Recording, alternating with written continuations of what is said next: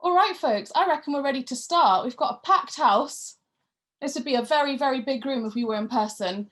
So here's something that I've been honing over lockdown. How do you get a rally vibe on Zoom? Well, we've got a stellar lineup with our keynote speaker, Steve, who, as many of you will already know, is an absolute expert at motivating us and getting us excited for the future. And that's what this evening is all about, thinking about how we come together, we organize, and we win. So I'll introduce myself. My name is Sakina Sheikh. I'll be your host for the evening. I'm from LE 524 branch in London and Euston. I'm a local councillor in Lewisham, and I'm also a Labour candidate for the London Assembly in the 2021 elections, so keep myself busy. I'll come on to introduce the fantastic speakers just before they speak, but what I'll do for now is I'll segue us into exactly what we can expect from this evening.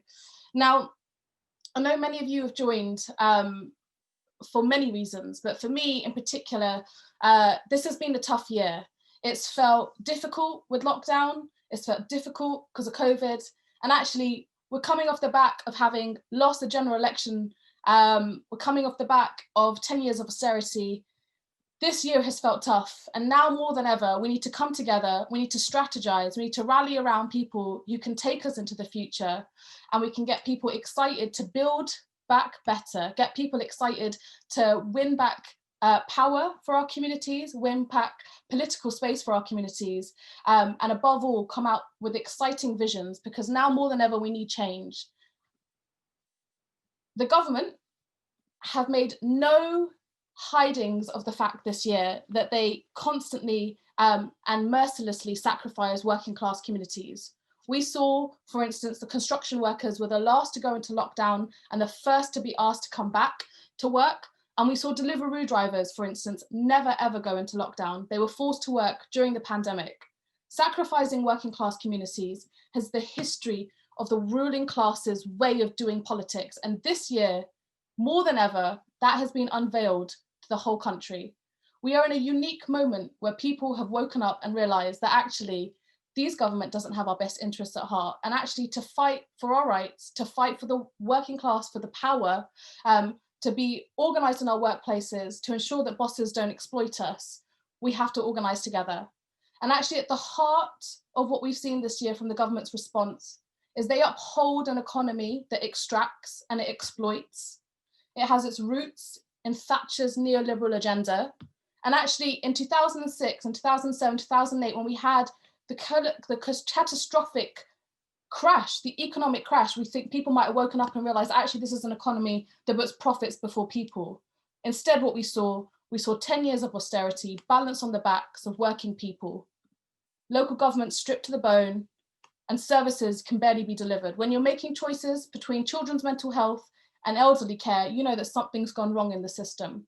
This is also an economic system that brought us climate change. We've got a planet that's burning, and we've got the need to transition into a green economy, and we need to make sure that the working class agenda is at the heart of that transition. We must make sure that workers' rights and workers' agenda, as we transition into new industries, is at the absolute heart of defining what that green economy is. So now more than ever, comrades, people are ready for change, people want change, and people need change. And that's why, for instance, the name of this event, Winning the Future Post-COVID, Post-Brexit, is pertinent, because we know that with 10 years of austerity balancing on the back of workers' backs, that it gave rise to a lot of pain and a lot of suffering in our communities. And that also opened up the space for the far right in many of communities across the UK, in particular in deindustrialized towns that have been, where unions have been brought to their knees. And actually Brexit filled that void. And now as we transition out of the sort of 2 to 3 years of toxic debate, we need to begin to reclaim those grounds. We need to begin to reclaim that narrative. And we need to show that actually together our communities can thrive, and that this Tory government has never had the interests of the working class at the top of their agenda. Now, particularly as we come out of COVID-19, and as we go into the recovery phase, we're going to see that particularly young people especially are going to be facing the brunt of unemployment. I think youth unemployment is looked to increase twofold, if not threefold. And actually, with the precarity of the workplace, with the gig economy, with an extractive economy that perpetuates weak workers' rights, we need to push back on all fronts. And that's why, for instance, tonight, United Left wanted to make sure that we front load the voices of young members. And that's why we've got such a fantastic lineup who'll be telling you exactly how young members are going to organize and rally in United Left to make sure that our agenda is how we spearhead our recovery into the future. Now, a couple of housekeeping rules, well, not housekeeping rules as such, but just to let you know, if you have any questions for any of the speakers at any point, whack them in the chat and they're going to intertwine your questions into their talk. And what we're going to do is we're going to make a note of all the questions and we're going to use that to help us shape the events we have in the new year, because 2021 is going to be full of joy. 2021 is going to be full of organized power, and 2021 is going to be space for the United Left to grow and to set the agenda, both in Unite and across the UK. So that's why we're particularly excited this evening to have a video launch that Steve will be introducing. And we hope that this video can be shared widely and people can understand exactly what the United Left organising comrades want to do. And people will hopefully be joining in and working together so we can build our base. So without further ado, I'm going to introduce our first speaker. Jack Yaud is a social housing worker in Salford and the senior Unite rep in the Housing Association. Previously, he was the chair of the Northwest Young Members Committee and the Young Members Delegate to the National Political Committee. So please give him a muted round of applause and we'll catch up with you afterwards. Over to you, Jack. Thanks very much, and very happy to be asked to speak today. I have asked to sort of step in for someone, so I've wrote a speech, but it's not going to be too long, so don't worry. But my experience within the union started around 10 years ago when I became an activist and got involved in our Unite's young members structures, and eventually became chair of the Northwest Young Members Committee. And it was during that activism within our young members where really I cut my teeth in a trade union sense and learned the skills and the knowledge that I needed when I went into the workplace. Finally got a full-time job, which at the time was really difficult with it being a sort of an austerity economy. A similar scenario I think a lot of young people are going to be facing with a post-coronavirus economy. And that's where I met Steve Turner as well. And it's, you know, his passion and vision for trade unionism that really sort of engaged me to go further in the trade union movement and put myself on the front line in terms of being an activist, as we all do. So as has been said, I'm the senior rep at our housing association in Salford. And I'm just going to talk today about sort of my thoughts on what our young members and potential young members will want to see in the General Secretary contest, because it's going to be a perfect opportunity to discuss how Unite wins the future for our members, but also with our members as well. And whilst we need to win this future, winning the future isn't a static event. You know, trade unionists for over 100 years have been winning the future, their future, and each generation has to do that. And throughout the history of Unite the Union's predecessor unions, they have fought their battles and won their futures. So from Ben Tillett and Tom Mann organising dock workers at the turn of the century and turning them into a colossal industrial force, not just outside of the labour movement, but also inside of the labour movement, to have this huge organised group of what was unskilled workers entering what was largely a skilled trade union movement, to Jack Jones organising vehicle builders in the Midlands, which before then was again unorganised casual work. So both dock workers and vehicle builders went from being disorganised and casual workers to becoming the heavy battalions, of the labour movement, but now both of those sectors have been diminished and to an extent are still in decline as well. And whilst we should be proud of our history as a movement and our history as a union, we shouldn't allow ourselves to be held hostage to our history, because each generation of trade unionists have to win their future. And now is the time to discuss how our generation wins our future. And this general secretary election is where sort of that discussion of ideas can be had, because a post-COVID economy with a Tory majority makes it even more important. It's not going to be a soft landing over the next 5 years, or really for the next generation.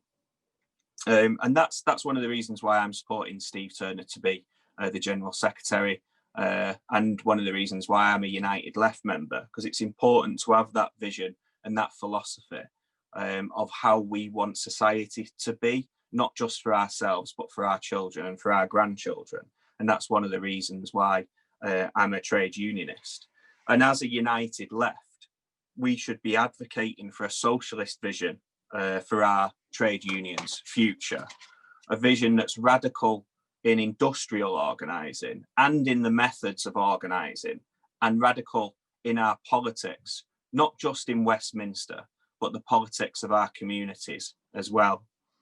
And I believe that the United Left during this campaign should have a genuine and thoughtful engagement with our members in the workplace or through other organisation, whether it's through our equality strands, through our community branches, through our friends, a genuine and thoughtful engagement on members of what they want from their future, what they want from their union in the future. And what, if we want to win the future, what does that look like for our members?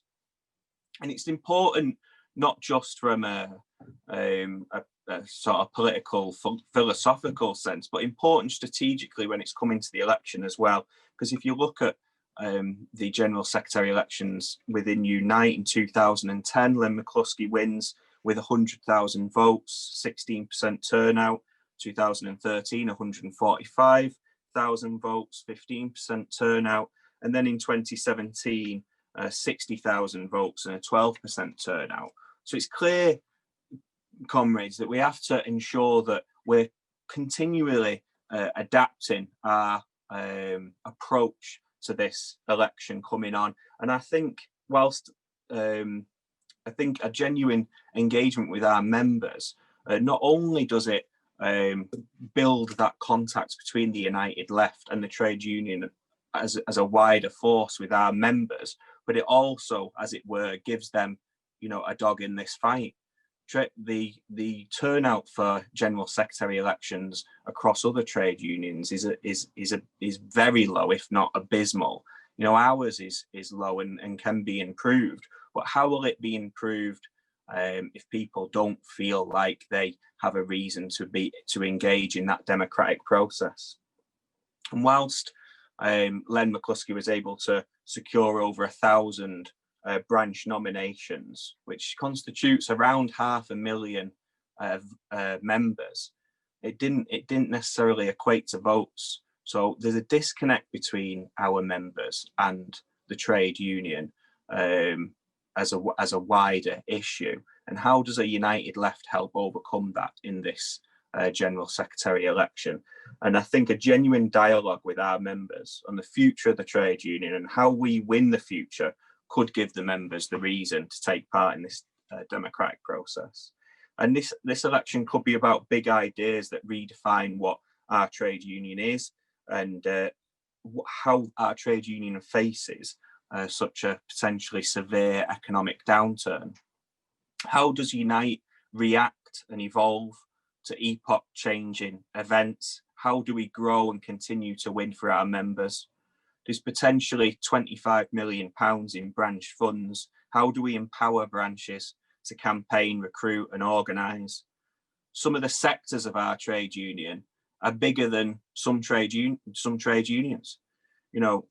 How do we empower the NISCs to use resources, to take action in their sectors when there's major events. Some of our sectors are bigger than trade unions like the RMT, you know, who many see as, you know, on the forefront with Unite when it comes to industrial response in this country.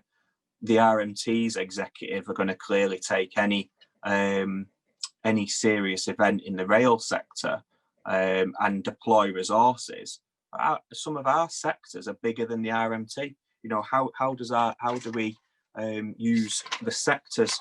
There's infinite possibilities of how the union adapts to the new realities.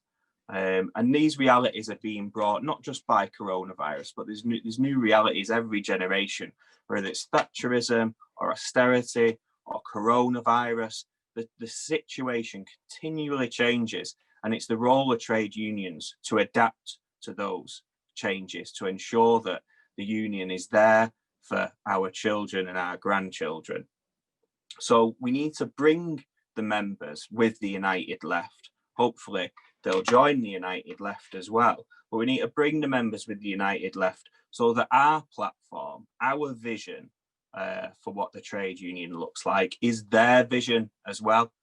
And that gives them the reason to go out and vote and take part, become activists, recruit, build the capacity. 1 million members. We can't just necessarily rely on the staff to do all of that. We need to build capacity. Our union is your union, it's their union. So let's go out and win our future, and let's win Steve Turner for the General Secretaryship of our great trade union. Thank you.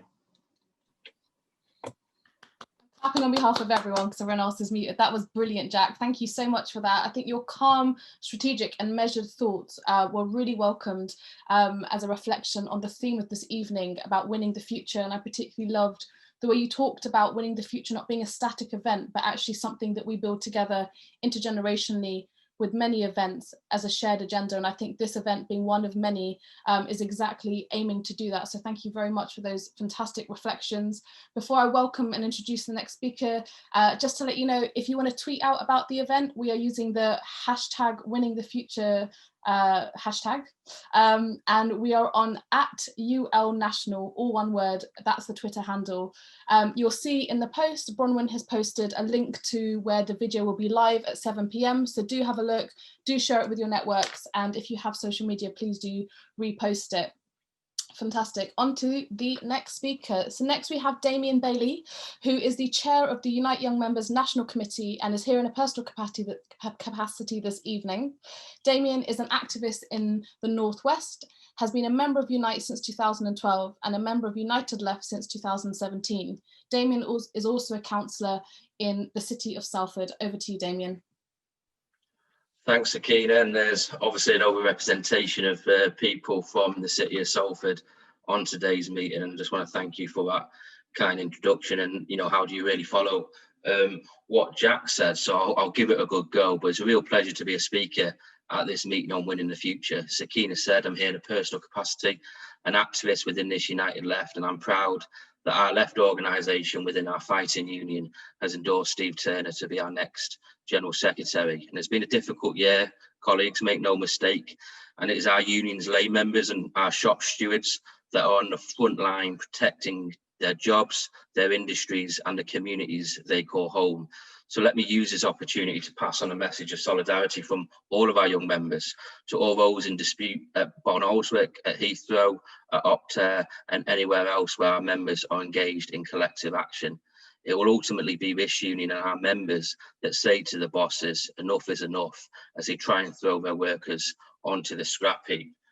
As chair of our Young Members National Committee and a Unite member now for some 8 years, I wanted to begin by briefly talking about the challenges a modern trade union faces, particularly in the arena of making activists out of our young members and building our base for the next generation. And let us start by talking about young members already inside our union, where our members are in the tens of thousands. Young members are the future of this union. Steve fully understands this, but more needs to be done. The trade union movement faces severe challenges that cannot be understated, and the primary one, in my opinion, is keeping trade unionism relevant to the 21st century and younger people within the labour market. The average age of a Unite shop steward is in their mid-50s. 3 million trade union members are set to retire in the next 2 decades.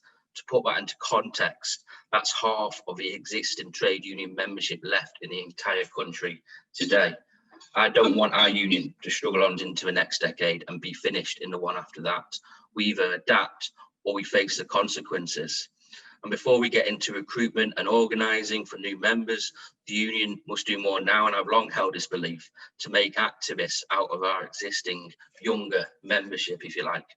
We have young members across all industrial sectors, and it's incumbent on our regions, our committees, and our vastly experienced shop stewards to pave the way for the next generation and workplaces across this country. And this has a knock-on effect in terms of organising too, as like so often recruit like, and I know from my own experience, our younger workplace reps are at the forefront of recruitment and organising, and we have one such person on this call today in Jack, who you've just heard from. There's absolutely no doubt that this pandemic has greatly exacerbated the short, medium and long-term threats facing our union. Redundancy notices are being served, terms and conditions are being slashed, and the workforce has never been so demoralised. But with great threats, I think, comes great opportunities, comrades. So I certainly don't want to be the bearer of doom and gloom today. Quite the opposite. Our union is predominantly a private sector union at a time where decreasing trade union membership is becoming ever more concentrated in the public sector. Though we live in a time of great uncertainty and job insecurity, consciousness about inequality, awareness of the role about trade unions in protecting jobs and bettering living standards is, however, on the rise. I truly believe that. Winning the future is about this union, is about seizing this moment and capturing the very essence of the lived experiences of the current workforce, especially those workers who possess the least power in the modern labour market. With an organising strategy to boot, we need to be aggressive about organising low-pay, precarious workers, taking on the prevailing forces of casualised labour and the gig economy, an area of the job market where you'll find the majority of young people. Look, it isn't easy. Recent campaigns have demonstrated that to be the case. Despite the back pay victory this union secured for Sports Direct workers, and yes, I remember Steve's fantastic performance on that select committee, did we secure the membership as a result? Bridging that divide is a huge endeavour, but is yet another challenge we will have to take on in the coming future if we are to win. Away from the most precarious end of the scale, we have some would say the less traditional sectors. Unite, for example, does organise in contact call centres, but can that be truly expanded beyond financial services, for example? These are the factories of the 21st century. More people have worked in these places than have ever worked down our coal mines, for instance. Young people, millennials, Generation Z, whatever that means, face an economic landscape where they'll be worse off than their parents and their grandparents. Today's young workers risk being denied that very basic social contract, and trade unions, particularly larger unions like ours, with resources at their disposal, will be crucial in eradicating that generational inequality. And quite frankly, friends, whilst we must campaign for a Labour victory at any general election, and of course shape Labour policies in respect to industrial relations and industrial strategy, we cannot sit in our hands waiting for a reprieve from any shade of Labour government. We have to start now. And what of the political sphere? Well, strong unions like Unite, I think, can actually help drive the so-called levelling up agenda. I personally think our regions, our industrial sector committees are central to this in drawing up plans to tackle regional inequalities, linking up with major employers, metro mayors, for example, to drive a programme that is focused on the skills agenda, good apprenticeships and green manufacturing jobs. Steve Turner has been integral, in my opinion, working with a manufacturing combine, drawing up the Manufacturing Matters industrial strategy. If you haven't read it, I fully recommend you do so. And we should be developing a comprehensive political strategy around that document. Our union is outstanding at being reactive to threats facing industry through political channels, mobilising tens and hundreds of MPs to raise issues affecting our membership. Aldwick is actually a fine recent example. But winning the future also means shaping the future of work. And I think Steve is best placed to take that forward. Look, in rounding up, I'm backing Steve because he's a candidate of industry, certainly in my mind and many others. In this moment, I believe Steve understands the here and the now. Not only is he great friends to our young members, he's acutely aware of the very big challenges, some of which I've outlined today. He is the candidate that will draw on his own experiences, and not just his own experiences, but those from all corners of our movement to drive the solutions. The next General Secretary will be a contest for the heart and soul of our union. I hope very much that it's a contest based on ideas and vision, with resulting actions that will embolden our movement when we most need it. Steve's performance, I think, and I'm sure many of you saw that at the United Left hustings earlier this year, is a testament to a trade unionist that is, in my honest opinion, can take up the mantle and win the future. So thank you. With that, I'll hand it back over to you, Sakina, and happy to answer any questions later on. Thanks very much, Damien. I can see many people are clapping away at what was a really inspiring and motivating speech. So thank you so much for that. I particularly enjoyed your kind of tactic around how do we take especially young members and turn them into activists, because it loops back into the thread that Jack helped weave for us about this being a collective agenda setting, this being something that we fight for together, and this being not a sort of one-time event where we sort of set the agenda for winning the future, but something that we cultivate, something that we build our base, we build our power, we build our members into activists. And I think you really helped set the tone with that. And I couldn't agree more with you in saying that with great threats come great opportunity. And I think that that's exactly where we're at. We're at the moment now where we can take, I think, the hardships of the last few years and cultivate it into strategies for the future, industrial strategies that trade unions define, that our members define. And United Left, for me, is unequivocally the space within the union where that can happen with strength.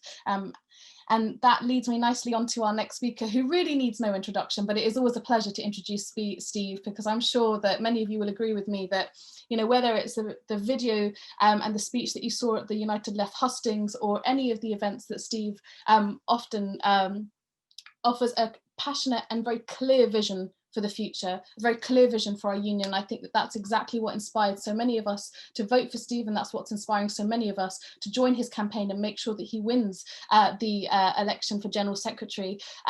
So obviously you will all know this already, but Steve is our Unite Assistant General Secretary, responsible for the union's manufacturing sector, along with retired members and Unite's community membership. And I think one of the many things that motivates people to rally behind Steve is, you know, he could walk in many of our members' shoes. He's a man who's been, as part of our union, almost taken up every job. He comes from the shop floor. He's worked his way up to the top, and that's why we know that with him, every member in our union will have their agenda protected. Every member in our union, Steve will have their back. So after Steve finishes speaking, he's going to introduce the video that we hope that you can share widely. We want to build this exciting campaign, get Steve elected, and in doing so, use this campaign also as a vehicle for setting that collective vision and winning the future. So over to you, Steve. Well, fantastic. Thanks very much for that, Sakina. I'm embarrassed. I must be redder than a beetroot on this screen. How do I follow that? I mean, Damien said, how does he follow Jack? How do I follow the pair of them, actually? Jack and Damien, I'm incredibly proud to know you as friends and as comrades and as allies. You know, we've grown up together, me in a different generation, but in your role in the Young Members Committee, I mean, how safe is our union when it's in the hand of wonderful people like Sakina, Jack and Damien, and so many others, hundreds and hundreds of young members that have picked up the mantle, as you quite rightly say, as so many of today's generation have taken an opportunity right now to leave the workplace and retire gracefully, often on a very nice package that's been negotiated over many years, of course, none of which, if we're not careful, will be available to the next generation that come along. And so it's incredibly important that we put our value, our resources and our energies into inspiring and motivating the generation to come and the generations to follow as well. And I just wanted to say at the start, a huge thank you to everybody on this call, actually, everybody on this call for everything that you do, in work, in your society, in your communities, you know, and inside the United Left as well. I know this is a closed meeting really for the United Left. I'm an incredibly proud member of the United Left, and I want to say that, and I want to say a few things about the United Left, because I think it's really important, because it rooted me in my politics. It gave me a level of understanding about real life politics and industrial relations that I wouldn't have had as a young 18-year-old. I joined what wasn't the United Left then, it was the Broad Left then, 38 years ago. 38 years ago. You know, I joined London Buses as a bus conductor as a 19-year-old, and within a year I was a member of the Broad Left. And I've been a member, very proud member of the Broad Left, now our United Left, ever since. And it has rooted me. Whatever role I've played in our union, whether that's as a shop steward or as a branch secretary or as an officer of our union, right the way through from a local officer in London up to the role that I have now as Assistant General Secretary, I've played my part in the United Left, because the United Left keeps my feet on the ground. It gives us a space to battle out ideas, to have discussions like this. I mean, what a wonderful thing Zoom's become. 8 months ago, I'd never heard of it. Yesterday morning when I woke up, I wish someone had, you know, cut through my cable, and I didn't have it. But tonight, how wonderful is it that we can get however many people it is, 80, 90 people on a Zoom conference call like this, to discuss radical ideas, really. That are not really radical. I say radical ideas, but in reality, they're common sense ideas about how we reform society and build a new, more equal, fairer society, a greener society, as we come through, recover and rebuild from COVID and the threats of Brexit at the end of this year. We left the European Union, it's about trade. But if we don't get a good deal, of course, at the end of this year, then that's going to be disastrous for so many across our economy and therefore in our communities. So look, the United Left grounds us all, I think, and it does give us this space. I didn't go to the hustings, and I've never gone to anything actually, with loads of answers to questions. I have ideas, of course I do. My experience tells me certain things work and other things don't necessarily, or more challenging. But what I do go to meetings with is an open ear, because I like to listen. I like to listen to our members about their experiences and their ideas for how we can meet the challenges of the future. And it's through this sort of collective discussion that we're having tonight, that we have week in, week out, that you have in your workplaces every day of the week with other colleagues. I mean, normally it would be sitting in a canteen. Now it's more difficult because of COVID. It's more socially distanced, of course. But it's that collective identity that we have, whether that's inside our union or inside our communities, inside our party, that empowers us. It inspires us. It motivates us to get involved, to challenge ourselves, and to come through this stronger and with a common purpose and sort of sense of unity as a group, really. And that's what we've done as a United Left, challenging and pushing the boundaries at every opportunity, whether that's on gay rights or whether that's on civil liberties, whether that's on human rights, whether that's on the environment, whether that's the discussion that was uncomfortable to some about the Green New Deal and a just transition. We've got thousands of members that work in those industries that are classed as dirty industries, using fossil fuels, that they challenge us, and we need to secure a just transition for those workers, those families, those communities, to ensure that they're not left behind as we fight for that new economy, as we come through COVID and we come through Brexit and we start to meet the challenges of the climate emergency and automation and all of those other challenges that we face. I mean, we could be here all night talking about some of these things, but it's incredibly important that we share our ideas and we work through together our solutions, because it's collectively that we'll find those solutions, and we make sure that we do genuinely leave nobody behind. And that's what's important, because I remember going through mining communities that were decimated in the 1980s as Thatcher and her regime closed the mines, more of a political act than an economic one, to be fair.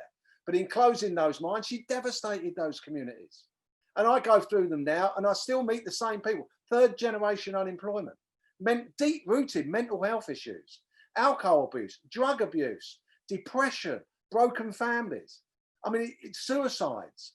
It is incredibly sad to go through communities that have been forgotten, ignored for generations now. And that's not a just transition. That's not a transition for anybody. And that's not the role that we're going to play in transforming our economy. We're going to be on the front foot, as Jack and as Damien have said. We're going to be on a front foot with ideas and a plan and a strategy and an organisation that's capable of leading that fight and indeed winning that fight. But we'll only do that together. And I say all of that about the United Left, not just because that's my background and I believe in it, but it's what's inspired me over generations now. It's what provides the union with the impetus to educate our shop stewards, take our shop stewards on a journey, give them the confidence to stand up in their workplaces, from a member one day to an elected shop steward the next. It's what gives us industrial support. It's what challenged our union to set up our strike fund. None of these things happen. That strike fund is incredibly important. It's stopping workers being starved back to work.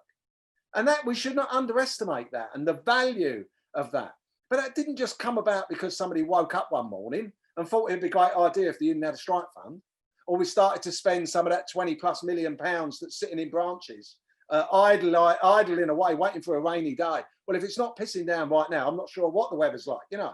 I mean, the reality is we need to utilise the resources that we've got, but we need a plan to do that. And that needs to engage with people at every level of our union and take them collectively on this journey that we face.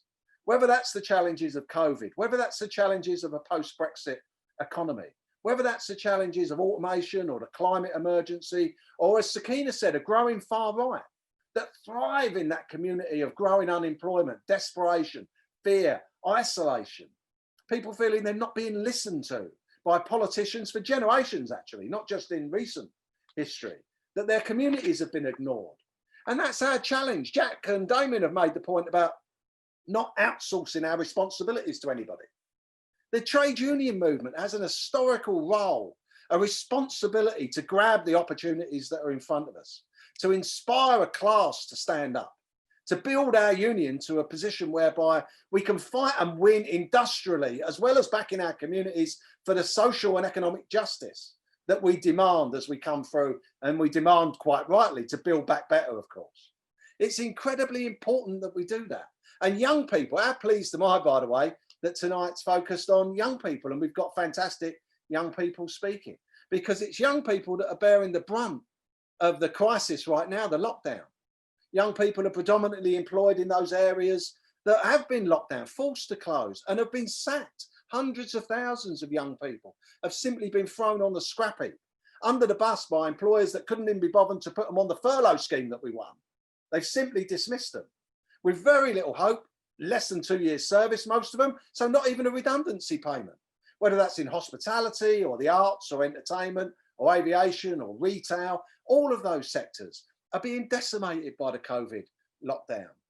Now, furlough helped, of course, but employment rights will help. And we can have an agenda about employment rights for day one, outlawing 0 hours contracts, making sure that a low wage economy is a real wage economy and based on collective bargaining, not simply on the government of the day deciding whether or not they're going to increase the national minimum wage by 1.2% or whatever it might be. You know, we can't outsource pay to a low wage commission. We have to win pay. We win pay because we collectively bargain. And along the line, in the course of the last 30 years or so, 40 years really, if the truth be known, as trade union membership has declined, so has collective bargaining.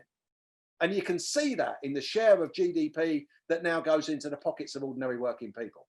And that's what we've got to build back. But you don't just get back collective bargaining. You have to win collective bargaining. And to win collective bargaining, you have to bring people with us. I meet people today who don't even have an employer. I was talking to a young lad the other day who was on a bike who gets his work directed to him over his phone. It's done by an algorithm. And if he doesn't deliver every job, including up to and including 11:30 at night, he simply doesn't get any work. He don't get any more messages on his phone. He's sacked by an algorithm. How do you appeal that? There is no human face. The technology at its extremes is employing, directing and dismissing working people today. And these are the challenges that we've got in front of us. And Damien's and Jack are absolutely right. We've got to put the resources into sectors that we know we need to organise. Nothing is too hard. You know, the dock workers of the 1880s are the precarious workers of today. The dock workers in 1888 literally fought fist to fist for a day's work, for a token. They picked up the tally And if they got a tally and they fought for that tally, they got entry to the dock and a day's work. That's how dock work was. And how did they change that? They organised. And they didn't have mobile phones and cars and offices and all the wonderful technology that we've got surrounding us today. They stood on soapboxes, they spoke, they inspired, they motivated, they organised, and they built a movement. And we forget that sometimes. That's the movement that we've got to build again. That's the inspiring message that we need to get out. Not only that we can do it, but we will do it, and we are doing it. And that's incredibly important. And that's why our young members are the ones that are going to be at the vanguard of that. I feel so. I've got 3 kids myself. You know, they all still live at home. Their generation rent if they can afford the rent. Most people can't afford the rent. There's a housing crisis. We need 1 million new homes, council homes being built. We need to retrofit our homes. We need to employ 1 million people on a Green New Deal. Now, we can do that. We can do that. We need an industrial strategy that bats for UK PLC. We need to create supply chains back here in the UK rather than offshoring our environmental emissions to third world countries or the global south. We need to take responsibility for that. And we need to bring those jobs here and work as part of a globe to improve the global situation for all. I always say that poverty is a man-made evil, and poverty can be eliminated. It can be eliminated. It's a political choice, a political choice. Well, if you can make one choice to force up unemployment and keep people in poverty because it's a control mechanism for society, of course, then you can make alternate choices to pay people properly, to create the full employment that we need, to share work, to share the available work out and make sure that we share the rewards of work equally as well. Since when did we accept that we were born to work? Technology allows us to have the discussion about sharing the collective wealth that we create, redistributing the collective wealth that we create. We could actually, God forbid, allow human beings to fulfill their potential as human beings, which wasn't born to work to die. It was to be a human being. And I think we forget that in the day-to-day environment in which we operate. So there's some big picture visions out there about the opportunities that are available to us. But look, I work as a collective animal. People who know me know that. I'll sit down with anyone. I like to listen. I talk too much, of course. I like to listen to people. I like to hear people's experiences and learn from our people on the front line, because that's how we build a program. That's how my manifesto will be built for this election. I haven't come to this meeting with a whole load of things that I'm going to do. I know what I want to do. I've got ideas about a whole range of things internally within the union, across the environment, in our communities, politically, and of course, industrially. I've got a program for that. But I develop my program in discussions with people like you in meetings like this. And that's what I'll continue to do. So this is not a one-off. Sakina's absolutely right. This is not a one-off. There'll be a series of meetings like this, discussing key issues of the day, exploring ideas about how we're going to meet the challenges and inspire the next generation as well as today's generation to come forward and join our great movement. But not just to join the union, not just to join the union for that knight in shining armor to come over the hill. Join your union because it's your union. It's your union. You got to own your union. You got to get involved in those debates in your workplaces, in your communities, in your homes, God forbid it, on the bus, in the pub. That's how we're going to defeat the far right, not just simply counter-protesting them, but attacking the ideology and undermining the emotional tie between people with real experiences in their lives that are looking for answers. And in a vacuum that's created, the far right will fill it. Well, we need to peel that onion and peel those people away and make sure that our alternative vision for a world-class economy that does meet the challenges of the climate emergency, that does speak to young people, it does create good, well-paid, secure, unionised jobs for people, that does build the homes that we need, that does make sure that we're generating our electricity using recyclable forms of generation, that does look after our planet. People say there's no planet B. Well, we don't need a planet B. This planet was here before the human race, mate, and it'll be here after the human race. The question is whether the human race will still be on it. And that's a challenge for us right now. And we need to meet that challenge and make sure that on that journey, we leave no one behind. So look, we're in for a difficult time ahead of us. We know that. We understand that. This union will be at the forefront of our movement. We lead our movement. Don't underestimate the role that the United Left play within Unite. The way that we inspire change inside our union. But equally, never underestimate the role that Unite plays in our movement, whether that's in our trade union movement or in our wider labour movement. People look to us. They look to us to lead. They look to us for ideas. They look to us for the sort of passion and the inspirational contributions that we've heard tonight from Jack and Damien and other meetings, from Sakina and so many others. They look to Unite because we're known to be that organisation at the forefront of the struggle and the ideas that are necessary in order to find the solutions to it.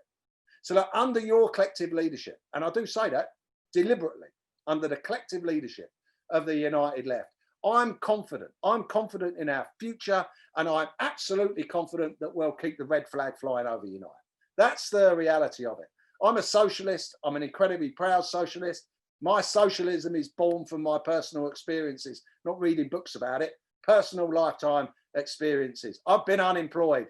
I was one of 7 that had free school meals when I was a kid. I understand that. When I was on a call about universal credit last week, it was personal. That was personal. Poverty is man-made and poverty can be alleviated. And it's a disgrace that in the 6th richest nation on this planet, we can't provide decent jobs for people. We can't look after the sick and the elderly and the vulnerable, those that can't work. We can't pay decent wages. We can't house our people. And we've got millions of people reliant on food banks and clothing handouts. How obscene is that in the 6th richest nation on our planet? Well, we don't tolerate it. We don't tolerate it. We don't allow it. We fight it. We organise to beat it. That's what we do. We organise to beat it. And I'm going to leave it there, Sakina, because I haven't even got my clock on to tell me how long I've been speaking for, but I'm sure it's over 10 minutes. So I'm going to shut up there and I'm going to introduce what I know to be a fantastic video. This is a United Left video talking to people, inspiring people actually to join the United Left, to take part in the United Left. It's an initiative that I'm proud to be associated with. I've been working with people that have been putting the film together and some of the words around it and everything. And I think it's brilliant. I hope you like it. If you like it, share it. It's out there on the website now. Let's get it out there. Let's get this trending. Let's get our video out there. Let's inspire good members out there, active members that are looking for a home to find their own inside the progressive left organisation that United Left is. Let them share their ideas. Let them share their experiences, because our confidence comes from our ability to have that debate. We don't shy away from it. We don't run away from conflict. We don't run away because we lose a vote either. We stand, we fight, we reorganise, and we get back involved in that ring with our gloves on to win the next battle. That's what we do. That's the lesson of history. It's a struggle, and it's not called a struggle because it's a stroll in the park. It's called a struggle because it's hard work. Not that you run away from it, you get stuck in. That's my history. That's what I do. That's what you do. That's why you're in the United Left. So solidarity, comrades. We're going to switch to the video in a second. I hope you like it. As I said, share it, get it out there, build our organisation, because it's the United Left that keeps us motivated and inspired to be better every day that we wake up. The United Left is our union's broad left organisation that's open to unite members. We have a strong influence in the union's political and industrial life. Our organisation links Unite shop stewards and reps, activists, conveners, organisers, full-time officers and staff in a progressive network across our regions and nations. We are a broad church of committed socialists. Our vision is for a democratic lay member-led union that fights for its members and grows union organisation in more and more workplaces.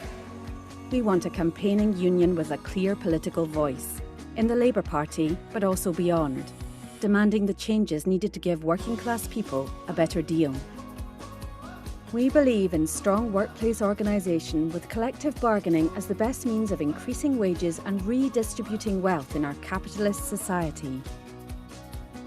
We want a union that has an international perspective, linking up with sister unions in Europe and across the world to counter the power of multinational capital.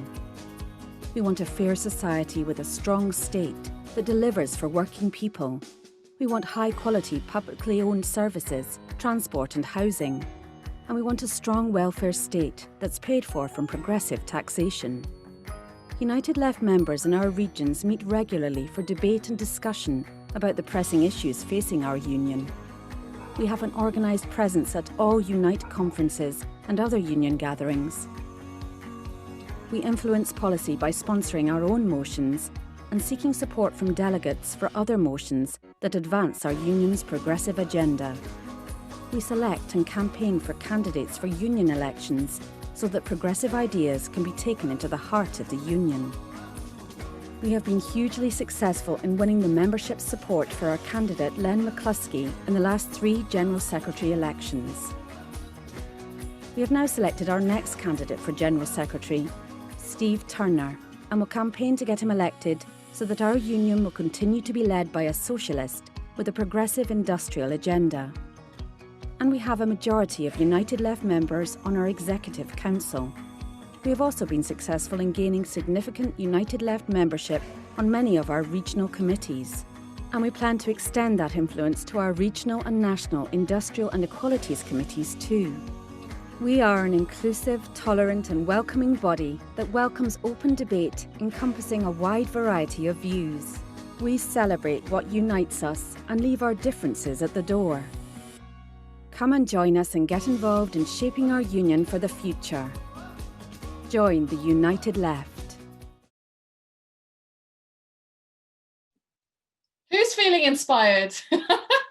What an absolute brilliant evening this has been. Thank you so much for joining us. What a fantastic video. What a stellar lineup. And above all, Steve, hearing you speak, I'm sure everyone can join me on this call in saying motivates us. It gives us faith in your solutions, in your visions, in your actions. And above all, the fact that we are going to work together as members and create that vision with you. We've got your back. We're putting those gloves back on, and we'll be back in the new year with plenty of events. Share the video, folks. Get on social media. Get our comrades rallied. Take this inspiration into the new year and we'll win the future together. Thank you so much for joining us. Good night. Good night.